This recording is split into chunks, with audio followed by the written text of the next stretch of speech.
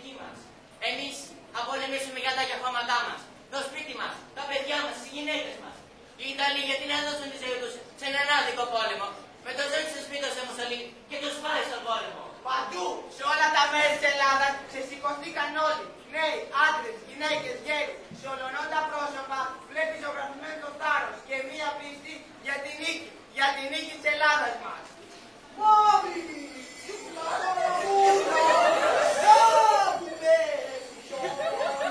Κάντε ησυχία να ακούτε, δεν έχουμε μικρόφωνο.